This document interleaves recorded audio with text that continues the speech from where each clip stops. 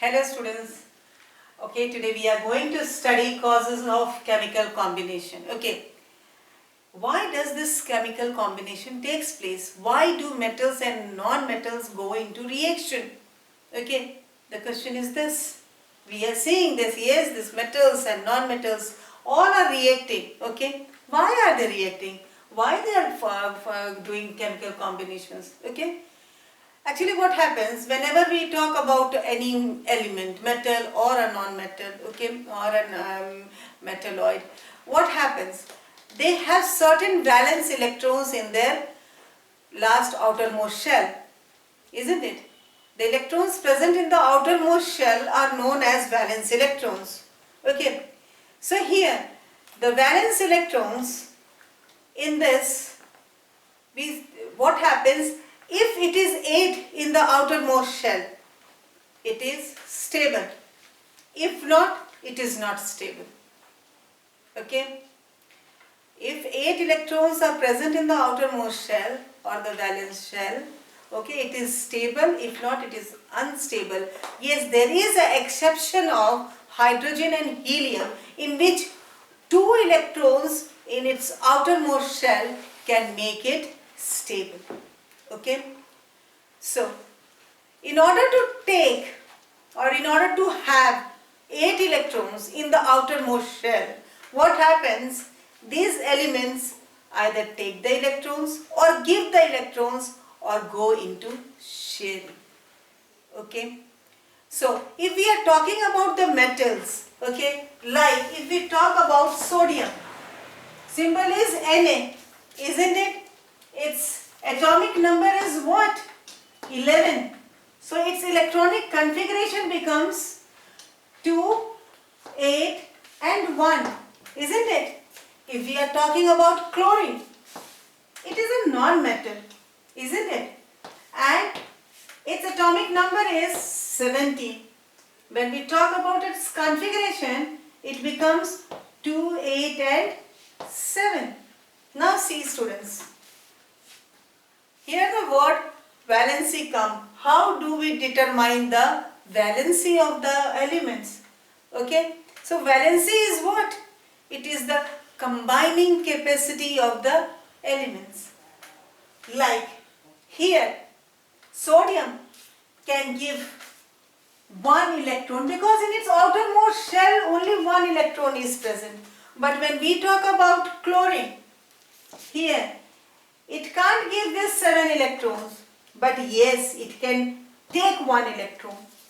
So how many electrons are here also participating in the bonding? 1 electron only, because it is taking 1 electron. Okay, so valency is the what? Combining capacity of the element. So valency of sodium becomes what? 1, and of chlorine becomes what? It is taking, you can write -1 or simply what? It is 1. So valency of chlorine is also 1 and sodium is also 1. Now, how do they go into chemical combination? Okay, here it is giving 1 electron to chlorine, and as the result it will have 2 and 8 and it will have 2, 8, 8 because 1 is being added. And yes, now sodium also becomes stable, chlorine also becomes stable.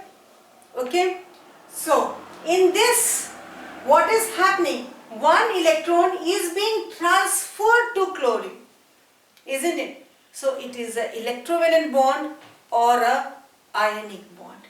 So how does this happen? You see, sodium, okay, the structure of the atom of the sodium, okay, it will be consisting of how many? This is the nucleus, okay, 2, and here comes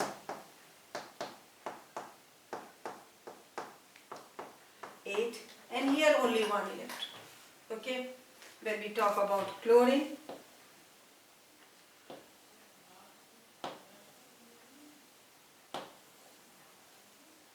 okay, so in this 2,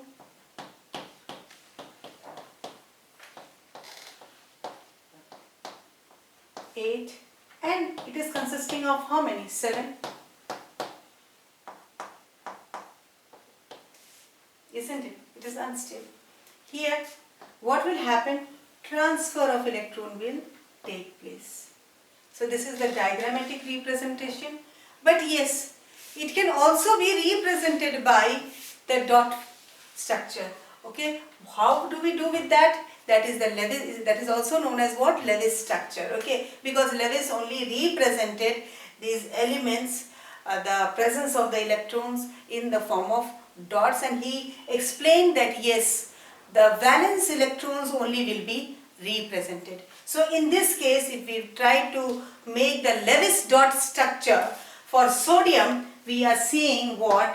Na, it is 1 electron, isn't it? And we are what? Here Cl is having how many? 7 electrons in its valence shell, isn't it? So we will be representing by dot in case of Lewis dot structures. Okay, so here this electron will be transferred to what? Chlorine, because chlorine can take 1 electron and become stable, and it can give 1 electron to become stable, and naturally the compound will be formed, that is Na plus Cl minus.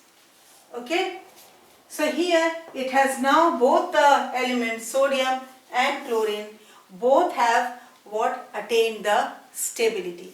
And this type of bond formation where transfer of electron takes place is known as electrovalent bond,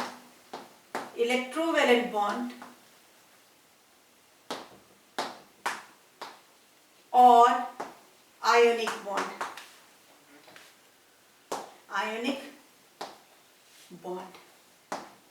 Okay.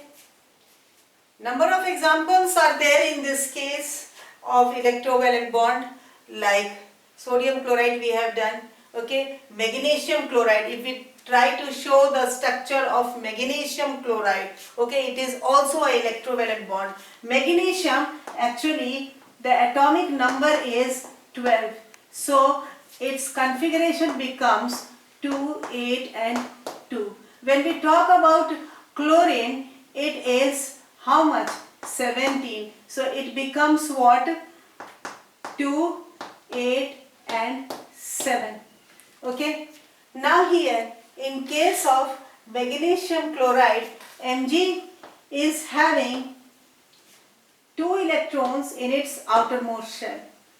Okay. So it will donate, if it donates this 2 electrons, or if these 2 electrons are transferred to other element, it will attain the stability 2 and 8, isn't it? So it will react with 2 atoms of chlorine. Okay, chlorine, how much it is present? 7 is present in the valence shell, so 7 dots you make it. Okay, here also 7.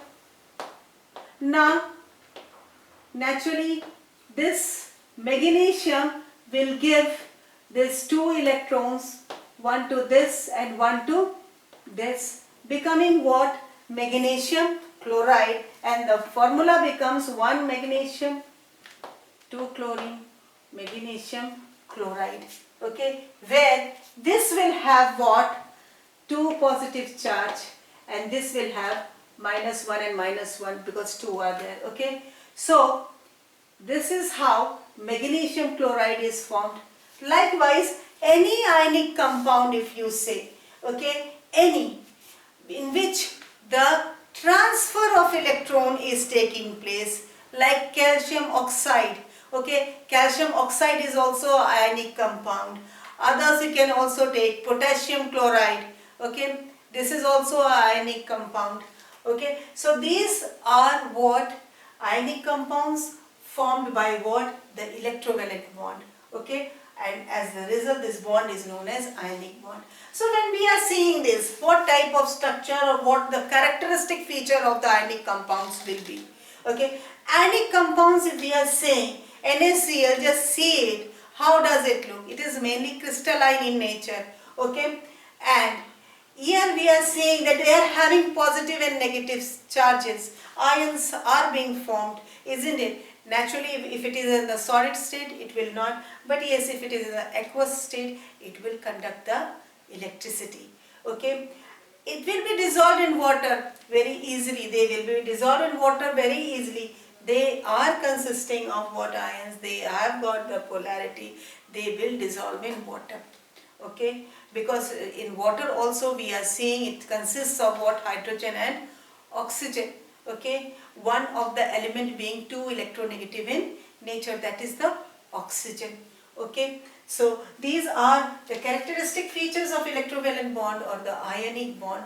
Okay, and this is how the transfer of electron takes place in order to attain stability. So in electrovalent bond we have studied that yes, the transfer of electrons are taking place. Okay, where the transfer of electrons are taking place, it is between the metal and the non-metal. Why between metal and non-metal? Because the number of valence electrons present in metals are very less. It can be 1, 2, 3, isn't it? But when we talk about the non-metals, the valence electrons are more. To give less amount of electrons are easy, isn't it? To give more amount of electrons will be difficult. So non-metals have the tendency to take the electrons and become stable, and metals have the tendency to give the electrons and become stable, and thereby forming an ionic bond or an electrovalent bond. But what happens when a non-metal and non-metal combines? Okay, they form a covalent bond. They combine by sharing of electrons, and when sharing of electrons is done, it is known as what? Covalent bond. Okay, when there is sharing of electrons to attain the stability, it is known as what? A covalent bond. Covalent bond. Okay, in this, sharing of electron takes place, and it takes place between non-metal and a non-metal. Example we can see like chlorine, if I am saying. Okay, chlorine consists of 7 electrons. Okay, naturally it can combine with another chlorine to make itself stable, isn't it? You can count the electrons, it is 8 in each case. Okay, here a bond has been formed, but only a single bond has been formed, isn't it? When I talk about oxygen molecule, okay, it consists of 6 electrons in its outermost shell. Okay, because what is the atomic number of oxygen? It is 8. Okay, so here what happens, it combines, and now you can see both the oxygen atom is having 8 electrons. Okay, now if it is right about nitrogen, okay, nitrogen atomic number is 7, so valence electrons are 5. Okay, here also what happens in this case, it can combine with other nitrogen also and can attain stability, but here we are seeing what is formed. 3 bonds are formed in order to become stable. You can count 1, 2, 3, 4, 5, 6, 7, 8. Here also 8. Now both the nitrogen is stable. So here in covalent bond we can see, yes, it can have a single bond, it can have a double bond, or it can have a triple bond. So covalent bonds can exist in the form of a single bond, or in the form of a double bond, or in the form of a triple bond, according to the need to become stable for that non-metal. Okay, so this, when we are saying here sharing is taking place, we can take some other examples also, like hydrogen HCl. Okay, when it combines, it is also combining, or it is combining by sharing of electrons. Here 1 electron is present. In case of hydrogen, chlorine is having 7, okay, electrons. Naturally, if they share it, both will have what? Both will become stable. Its duplet will complete and its octet will complete. You can see now hydrogen is having 2 electrons and chlorine is having 8 electrons. Naturally attain the stable by which bond? Forming the covalent bond by sharing the electrons. Likewise, you can take any other example also, like CH4. This is the example of methane. Carbon atomic number is 6. So its valence electron will be 4. So here if it is 4, so naturally here by making electron dot structure, yes, hydrogen has got 1 electron, hydrogen has got 1 electron, hydrogen has got 1, and here also because 4 hydrogen is there. Naturally it will combine by sharing of electrons and thereby forming a covalent bond. Okay, so when we are seeing or when we are comparing this electrovalent bond and the covalent bond, one thing you might have noticed, in one it is transfer of electron. It means one electron is totally transferred and positive and negative ions are being formed naturally. Positive and negative ions, when we are saying, they attract each other. So electrostatic force of attraction in case of electrovalent bond will be more rather than a covalent bond, where what is happening, only sharing of electrons are taking place, where here mutual sharing of electrons are being taking place, and as the result the bonds formed by the ionic bond will be more stronger than the covalent bond.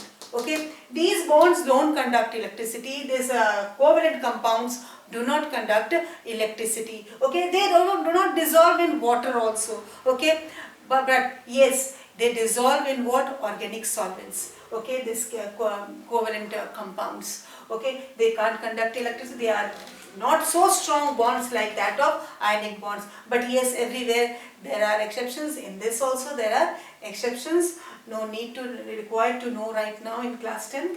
Okay, so here I come to the end. Why, end of the class, why do the elements combine, or the metals and non-metals combine, okay, or go into a chemical combination? And this they do, why I explained you, and how they do, this also I explained you. Hope you might have understood. Good day, take care.